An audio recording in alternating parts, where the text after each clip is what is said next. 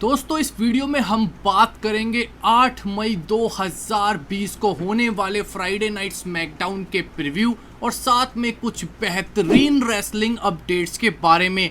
जैसे फिर से पड़ चुके हैं एज रेंडी ऑर्टन के पीछे ड्रू मैकइंटायर कर रहे हैं किसकी मदद, एजे स्टाइल्स क्यों अटैक करना चाहते हैं फिर से अंडरटेकर पे, एजे स्टाइल्स ने आखिर क्यों कहा कि उनकी रिटर्न को WWE ने वेस्ट कर दिया है, और NXT से एक बड़ी खबर, साथ में अंडरटेकर की रिटर्न, मैंडी रोज कहां जाना चाहती है, सेथ रोलिंग्स किसके खिलाफ मैच खेलना चाहते हैं, होगा ये सब इस वीडियो में रिवील। मेरा नाम है नितिश वशिष्ठ और आप देख रहे हैं WWE हिंदी एम्पायर चैनल। आइए शुरुआत करते हैं सबसे पहले रेसलिंग अपडेट से, इसके बाद पहुंचेंगे अपने प्रीव्यू की तरफ स्मैकडाउन के। रेसलिंग अपडेट में हमारी सबसे पहली खबर है कि WWE ने क्लैरिफाई कर दिया है कि एज और रेंडी ऑर्टन की return money in the bank के बाद मंडे नाइट रॉ पे क्यों करवाई जा रही है। जो रूमर्स थे वो ही सच हैं।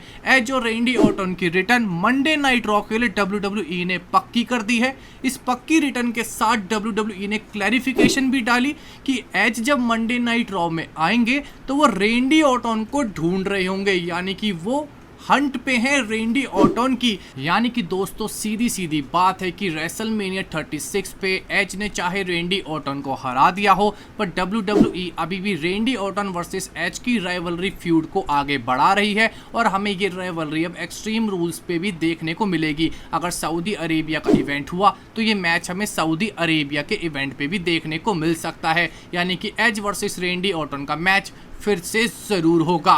इसके बाद ड्रू मैकइंटायर, अगर आपको याद हो, जब वो पहले WWE में थे अपनी रिलीज से पहले, तो उनके दो दोस्त हुआ करते थे, हीथ स्लेटर एंड जिंदर महल। जिंदर महल के खिलाफ तो उनके WWE चैंपियनशिप मैचेस के रूमर्स चल ही रहे हैं, पर अब वो एक बहुत ही अच्छा काम भी कर रहे हैं। हीथ स्लेटर जिनको WWE ने रिसेंटली अपने कॉन्ट्रैक्ट से रिलीज कर दिया कोरोना वायरस के इस बुरे समय पे, पर हीथ स्लेटर के दोस्त ड्रू मैकइंटायर अभी भी उनकी मदद करने में लगे हुए हैं। ड्रू मैकइंटायर ये सब चीजें झेल चुके हैं साल 2012 में, इसीलिए ड्रू मैकइंटायर हीथ स्लेटर को गाइड कर रहे हैं ताकि हीथ स्लेटर किसी और प्रोफेशनल रेसलिंग कंपनी में जल्दी से अपना कॉन्ट्रैक्ट साइन कर लें। वो पूरी तरीके से उनको गाइड करने की कोशिश कर रहे हैं और स्पेशली उनका कहना है कि हीथ स्लेटर में बहुत पोटेंशियल है और वो एक बड़े स्टार बन के उभरेंगे इस WWE की रिलीज के बाद। इसके बाद दोस्तों मंडे नाइट रॉ पे एजे स्टाइल्स की रिटर्न हुई, पर एजे स्टाइल्स इस रिटर्न से खुश नहीं है।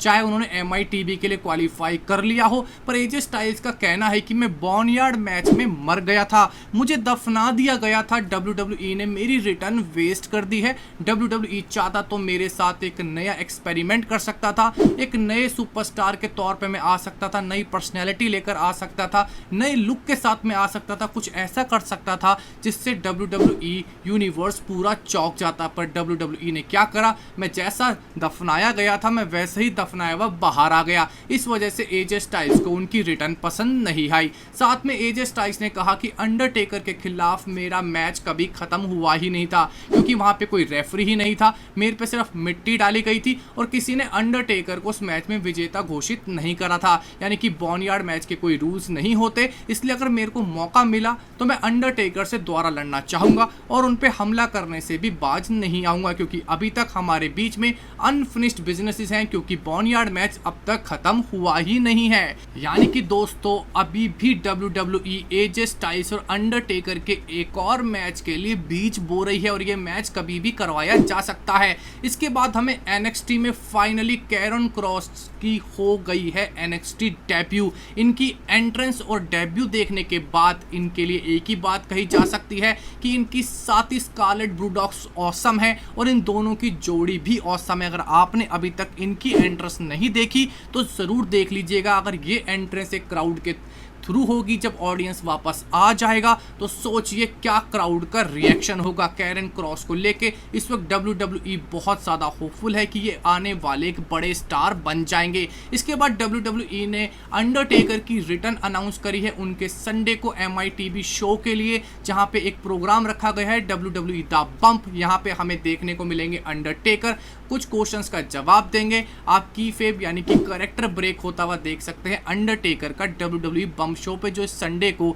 आपको लाइव देखने को मिलेगा यूट्यूब पे। इसके बाद यहाँ पे हमें ब्रे वायट और बेली भी आती हुई दिखेंगी स्पेशल एडिशन के लिए। इसके बाद मैंडी रोज ने एक बहुत ही इंटरेस्टिंग बात कही कि मैं चाहती हूँ कि मैं बीच पे जा सकूँ। मैंडी रोज ने अपने ट्विटर अकाउंट पे अपनी एक फोटो अपलोड करी और लिखा, मैं चाहती हूँ कि मैं बीच पे जा सकूँ। मैंडी, हमने तुझे कब मना करा, बस मैं चाहूँगा कभी तू हमारे आसपास के भी किसी बीच पे देखने को हमें मिल जाए। इसके बाद दोस्तों सेथ रोलिंग्स ने अपने एक इंटरव्यू में बहुत ही इंटरेस्टिंग बात रिवील करी कि वो हॉल ऑफ फेमर एज को अब एक मैच में फेस करना चाहते हैं। इसके पीछे का रीज़न उन्होंने साफ दिया कि इस साल हुई रॉयल रंबल में जब उन्होंने उनको रिंग से बाहर फेंका, स्पेशली इससे पहले उन्होंने रॉ में उनको थ्रेट करा, एज के खिलाफ वो एक मैच खेलना चाहते हैं। उनका मानना है कि हमारे बीच में एक स्टोरी है, हमारे बीच में एक कनेक्शन है जो अभी ख़त्म नहीं हुआ है, यानी कि एज वर्सेस सेथ रोलिंग्स का मैच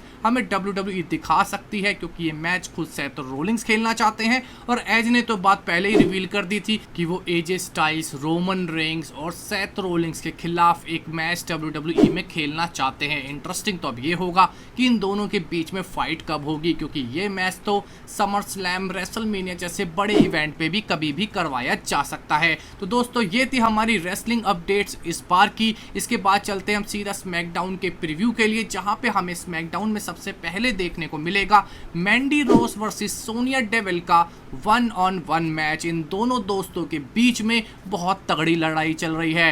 एक तरफ साथ में है ओटिस, दूसरी तरफ साथ में है डॉल्फ जिगलर। दोनों के बीच में होगी लड़ाई ताकि इनकी दुश्मनी को समाप्त करा जा सके। कौन जीतेगा इस मैच में वो बहुत इंटरेस्टिंग होगा, पर मान के चलिए इस मैच में सोनिया डेविल मैंडी रोज के खिलाफ कोई ना कोई चीटिंग करके मैच को जीत लेगी, क्योंकि इन दोनों के बीच में हमें फ्यूचर में एक पेपर रिव्यू मैच भी देखने को मिल सकता है। इसके बाद तमीना और Lacey Evans versus Bayley and Sasha Banks का एक टैग टीम मैच देखने को मिलेगा। बहुत चांसेस है इस मैच में बेली और साशा बैंक्स के बीच में कंफ्यूजन हो सकती हैं, दोनों के बीच में टकरार हो सकता है, जिसकी वजह से तमीना और लेसी इवांस बेली के और साशा बैंक्स के खिलाफ ये मैच जीत लेंगी।